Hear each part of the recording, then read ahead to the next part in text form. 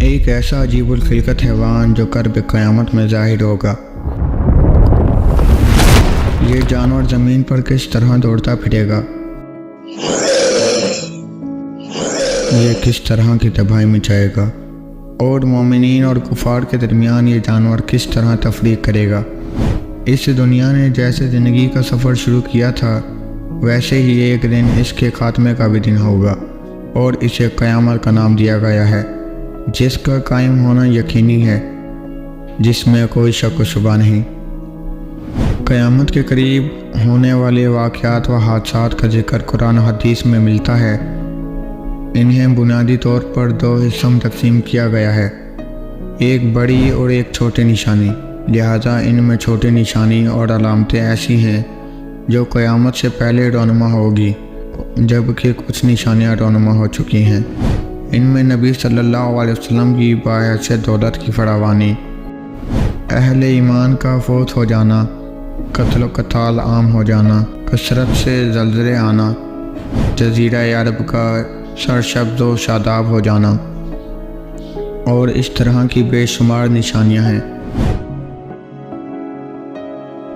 جبکہ بڑی بڑی نشانیاں ایسی ہیں جو قیامت کے بالکل قریب رونما ہوں گی، اور اس کے بعد قیامت قائم ہونے میں بہت تھوڑا وقت رہ جائے گا، جن میں دجال کا خروج، عیسیٰ ابن مریم علیہ السلام کا دوبارہ نازل ہونا، یاجوج و ماجوج کا ظہور، پر اسرار دھوئیں کا نکلنا، سورج کا مغرب سے طلوع ہونا، اور آگ کا نکلنا ہے۔ یہ سب علامتیں قیامت کے قریب مسلسل ایک کے بعد ایک رونما ہوں گی۔ قیامت کی یہ علامت اور نشانیاں اہل ایمان کے لیے بہت اہمیت کے حامل ہیں، کیونکہ اللہ تعالیٰ نے قیامت کے نشانیاں اس لیے مقرر کی ہیں کہ قیامت سے پہلے اس کے متعلق لوگ آگاہ ہو جائیں اور زیادہ سے زیادہ لوگ توبہ کر لیں۔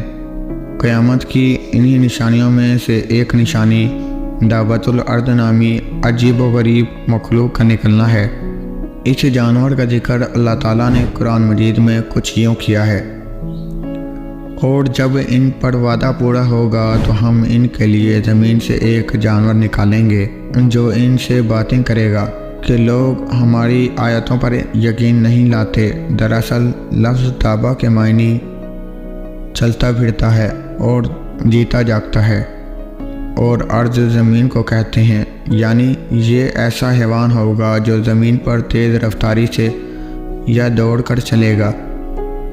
تفسیر کے مطابق دابۃ الارض نامی جانور کا ظہور اس وقت ہوگا جب لوگ نیک کاموں کی دعوت دینا اور برے کاموں سے منع کرنا ترک کر دیں گے، اور کفار کی صلاح کی کوئی امید باقی نہ رہے گی۔ یہ قیامت کے قریب کا زمانہ ہوگا۔ دراصل مکہ میں خانہ کعبہ کے قریب ایک پہاڑ ہے جسے کوہ صفا کہتے ہیں۔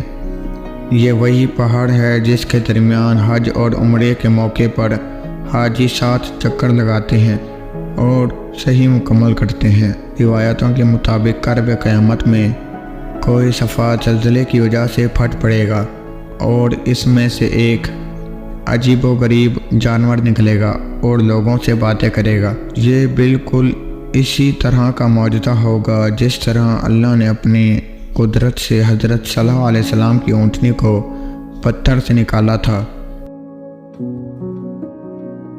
ابن کثیر کے مطابق دابۃ الارض خانہ کعبہ میں کوہ صفا سے نکلے گا اور اپنے سر سے مٹی جھاڑتا ہوا مسجد حرام میں حجر اسود اور مقام ابراہیم کے درمیان پہنچ جائے گا۔ لوگ اسے دیکھ کر بھاگنے لگیں گے، لیکن مومنین کی ایک جماعت وہی کھڑی رہے گی۔ یہ دابۃ الارض ان کے چہرے کو ستاروں کی طرح روشن کر دے گا۔ اس کے بعد وہ دوسری طرف نکلے گا۔ دابۃ الارض مکہ سے نکلتے ہوئے مشرق کی طرف بھاگے گا اور پوری دنیا کا چکر لگائے گا، اور پھر شام پہنچے گا۔ وہاں یہ جانور ایک زوردار چیخ بلند کرے گا۔ ہر زبان پر اسی جانور کا چرچا ہوگا اور ہر طرف ہلچل مچ جائے گی۔ لوگ ادھر ادھر بھاگیں گے، لیکن اس جانور سے کوئی نہ بچ پائے گا۔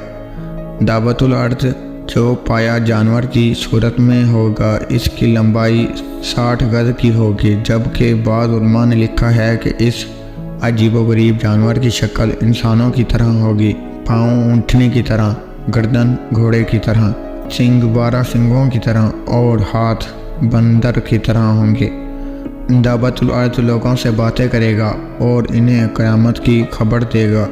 یہ دابت الارض مومنین کے چہرے پر ایک نورانی نشانی لگائے گا جس سے اہل ایمان کے چہرے روشن ہو جائیں گے، اور کافروں کی آنکھوں کے درمیان ایک مہر لگائے گا جس سے ان کے چہرے سیاہ ہو جائیں گے، جیسا کہ اللہ نے ارشاد فرمایا ہے، اے مجرموں تم آج مومنوں سے الگ ہو جاؤ، لہذا اس وقت مسلم اور کافر کا فرق صاف ہو جائے گا اور پورا امتیاز حساب و کتاب کے بعد ہوگا۔ دراصل اس میں حکمت یہ ہے کہ قیامت کو انکار کرنے والوں کی جہالت اور حماقت اس وقت ظاہر ہو جائے گی کہ جس چیز کو تم نے پیغمبروں کے کہنے سے نہ مانا، آج اسی چیز کو ایک جانور کے کہنے سے تم ماننا پڑا، لیکن اب اسے تسلیم کر کے بھی کوئی فائدہ نہیں، کیونکہ اب وہ مانگنا اور تسلیم کرنے کا وقت ختم ہو چکا ہے۔ بہرحال دعوت الارض اور تمام شہروں اور ملکوں میں اتنی تیزی سے دوڑتا پھرے گا کہ کوئی انسان بھی اس کا پیچھا نہ کر سکے گا اور نہ ہی دوڑ میں اس کا مقابلہ کر کے اس سے چھٹکارا پا سکے گا۔ جہاں جہاں یہ جانور جائے گا ہر شخص پر نشان لگاتا جائے گا۔ دعوت الارض کے نکلنے کے بعد نہ تو کوئی توبہ کر سکے گا اور نہ ہی اسلام قبول کر سکے گا۔ جو کافر ہوگا وہ کفر پر قائم رہے گا اور جو مومن ہوگا اسے اسلام پر ہی موت آئے گی۔ دعوت الارض کے نکلنے کے بعد میٹھا پانی کروا ہو جائے گا، دوست دشمن بن جائیں گے، حکمت ختم ہو جائے گی، انسان کی وہ تمنائیں ہوں گی جو کبھی پوری نہ ہو سکیں گی اور ان چیزوں کی کوشش ہوگی جو کبھی حاصل نہ ہو سکیں گی۔ جدید دور کے کچھ مفسروں کے مطابق دعوت الارض کوئی حقیقی جانور یا حیوان نہیں بلکہ جدید سائنس کی نئی دریافت سے بنی رکھنے کی مشین ہوگی، جسے آج آرٹیفیشل انٹیلیجنس اس کا نام لیا جاتا ہے، کیونکہ AI کے ذریعے بنائی گئی سواری میں ہی اتنی قوت ہو سکتی ہے کہ وہ چند لمحوں میں ہی پوری دنیا کا چکر کاٹ سکے۔